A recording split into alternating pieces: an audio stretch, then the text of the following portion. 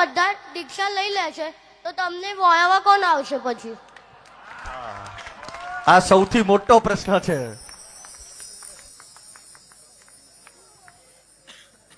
ચિંતા ના કરો તો આખા દેવો બધા નીચે ઉતરી જશે.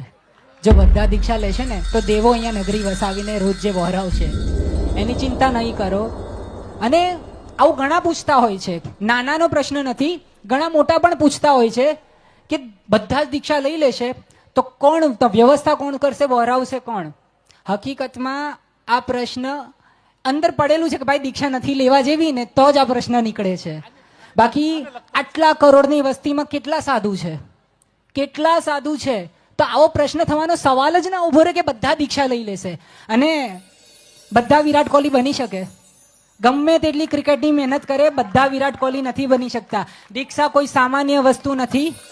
એના માટેની યોગ્યતા, પાત્રતા, ગુરુકુળનું સમર્પણ, ગુરુવાસનું સમર્પણ, આ બધું જોઈએ છે. તો કોઈ કાળ એવો નહીં આવે કે બધા જ દીક્ષા લઈ લેશે. અને જો આવશે ને તો બધા દેવો નીચે આવી જશે અને બધી